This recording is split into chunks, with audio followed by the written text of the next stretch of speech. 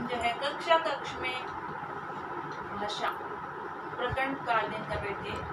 पूर्व की कक्षा में जो है हमने कक्षा के भाषा के कार्य में जो है कक्षा के बाहर जो है भाषा के कार्य का अध्ययन किया था अंदर, और आज हम जो है कक्षा के बाहर भाषा के कार्य, एक भाषा के जो है कक्षा के अंदर क्या कार्य होते हैं और कक्षा से बाहर, अर्थात हम जब समाज में रहते हैं, परिवार में रहते हैं, तो हमारे भाषा का क्या स्थान है, भाषा क्यों अनिवार्य है, इस पर हम चर्चा करेंगे। कक्ष के अंदर तो भाषा जो है विचार संप्रेषण का प्रमुख साधन है, और कक्षा के बाहर भी जो है संप्रेषण का प्रमुख साधन भाषा ही है, जिसके माध्यम से विचारों का विनिमय किया जाता है या एक व्यक्ति का दूसरे व्यक्ति से संपर्क स्थापित किया जाता है। व्यक्ति अपनी भावनाओं की, इच्छाओं की जो भी फीलिंग्स होती है मन के अंदर, किसी वस्तु व्यक्ति को देखकर या किसी को समझकर जो हमारे अंदर विचार आते हैं, उन विचारों की अभिव्यक्ति भाषा के माध्यम से ही करता है।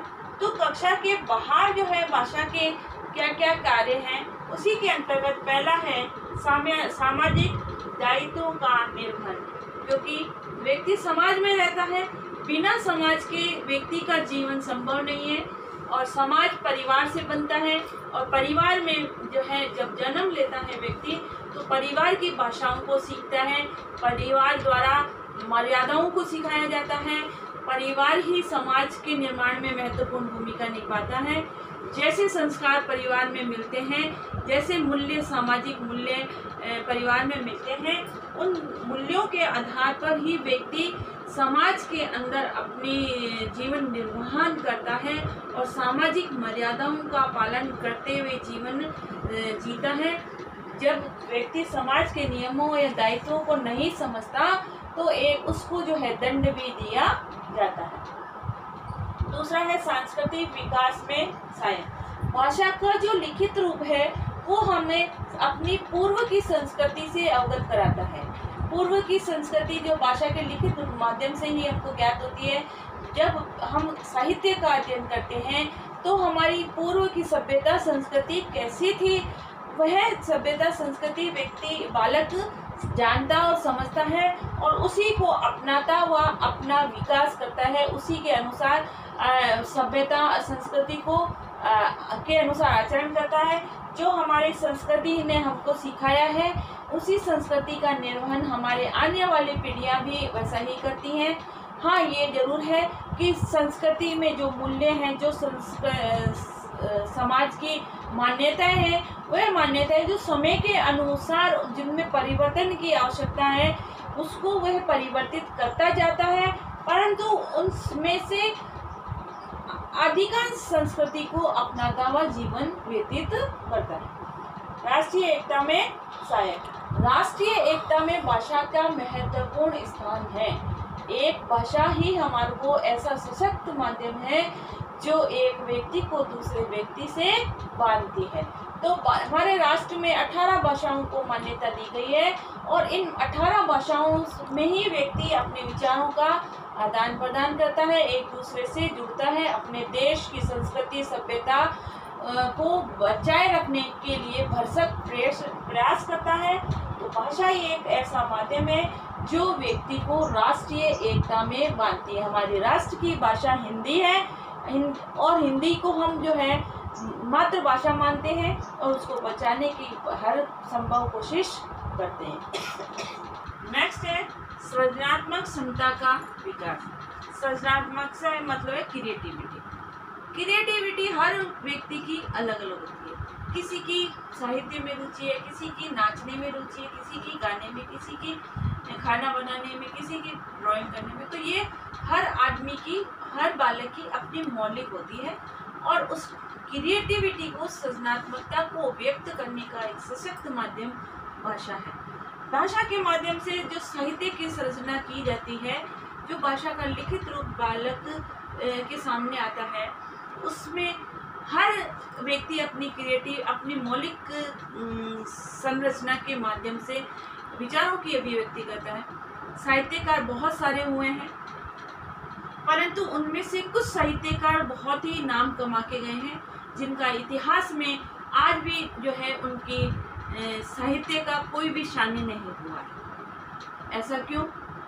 उनकी क्रिएटिविटी, क्योंकि रचना सबने की है, पर उनकी रचना की जो मौलिकता है वो हर व्यक्ति की अलग अलग है। ठीक है। अब आपके सामने सुबेदानंदन पंत जो है प्रकृति के 100 कमाल कवि का उनको नाम दिया है कि उन्होंने जैसा प्रकृति का रमणीय वर्णन किया है, जितना सुंदर वर्णन उन्होंने किया है, आज तक वैसा वर्णन किसी ने भी नहीं किया। सूरदास जो हैं, जिन्होंने कृष्ण लीला का वर्णन किया है, उसमें भी मुख्यतः कृष्ण की बाल लीला की जितनी बारीकियों का वर्णन उन्होंने किया है या उन्होंने जैसा किया है, आज तक इतिहास में वैसा बाल लीला वर्णन कोई भी नहीं कर पाया है। ऐसा क्यों? कि उनकी क्रिएटिविटी, ये उनकी मौलिकता है जो उनको एक सामान्य से अलग बनाती है। ठीक है।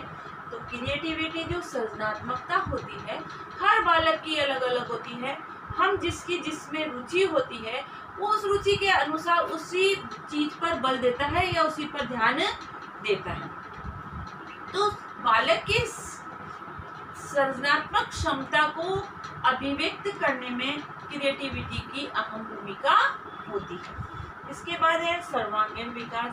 बालक का शारीरिक, सामाजिक, राजनीतिक, धार्मिक सभी पहलुओं का जो विकास करना है एक व्यक्ति का, उसके लिए भाषा की भूमिका अहम है, जिसके माध्यम से ही वो अपने विचारों की अभिव्यक्ति करता है और एक समाज में अपना राजनीतिक, सामाजिक, शारीरिक, धार्मिक, आर्थिक सभी प्रकार का विकास, बौद्धिक विकास करता हुआ चला जाता है।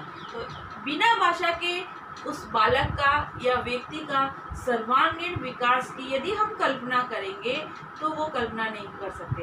एक बालक जो बोल नहीं सकता, जो सुन नहीं सकता है, आप देखिएगा एक सामान्य और प्रतिभाशाली बालक और एक उसमें यदि हम कंपैरिजन करते हैं, तुलना करते हैं, तो किसका जो है सर्वांगीण विकास अधिक होता है, ये आपको स्पष्ट दिखाई दे जाएगा और इसका प्रमुख कारण है कि उसकी भाषा। अगला है विचार विनिमय का में उपयोग। विचारों का आदान प्रदान का प्रमुख साधन भाषा ही है, बिना उसके हम अपने विचारों की अभिव्यक्ति नहीं कर सकते हैं।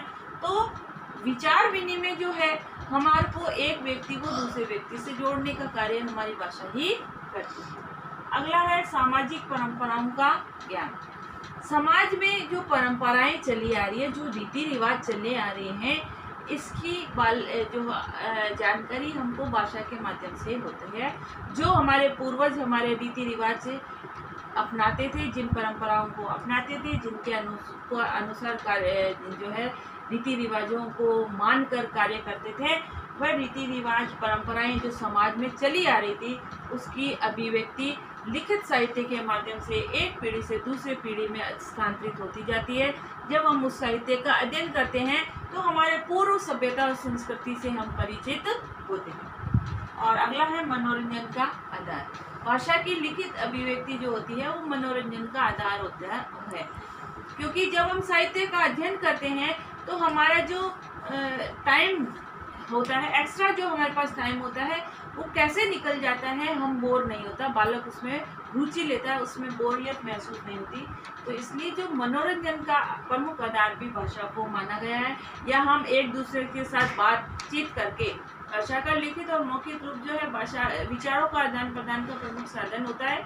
एक में लिखित रूप अभिव्यक्ति होती है और एक में मौखिक होती है, पर उद्देश्य दोनों का एक ही होता है कि मनोरंजन करना, व्यक्ति को की बोरियत को कम करना। ठीक है। और लास्ट है नैतिक मूल्यों का विकास। जो हम एक नैतिक मूल्य है, सदाचार है, सत्य है, अहिंसा है, परोपकार है, ये हमारी नैतिक गुण है।